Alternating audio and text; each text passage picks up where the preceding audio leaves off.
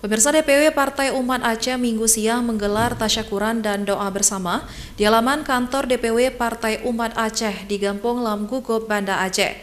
Kegiatan tersebut digelar sebagai bentuk rasa syukur Partai Umat Aceh yang lolos dalam kepesertaan pemilu 2024 mendatang.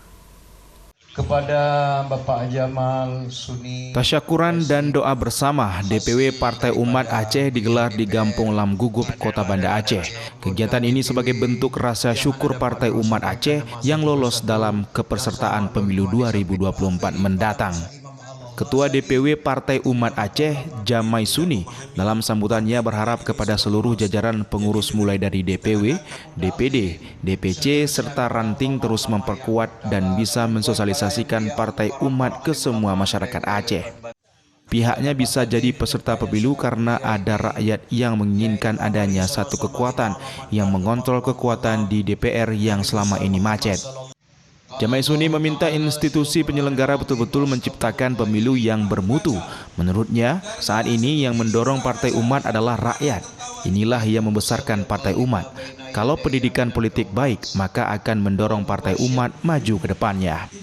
Langkah ke depan DPW Partai Umat Aceh akan mengurusi kelembagaan politik di daerah hingga tingkat kecamatan, kemudian mengedepankan program kerakyatan, sehingga terciptanya distribusi kemakmuran yang baik sesuai amanah undang-undang.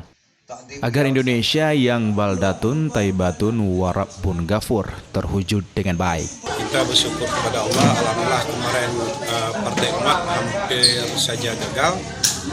Alhamdulillah kita bisa berhasil melewati menyelesaikan administrasi di 2 provinsi terakhir. Jadi atas keberkahan keberhasilan ini tentunya kita buat doa bersama serta juga memberi santunan untuk anak yatim. Itulah tanda-tanda kita bersyukur kepada Allah Subhanahu wa taala. Dalam tasyakuran Partai Umat turut hadir para tokoh masyarakat, tokoh agama, pemuda serta tokoh adat dari berbagai daerah di Aceh, serta masyarakat dan elemen lainnya.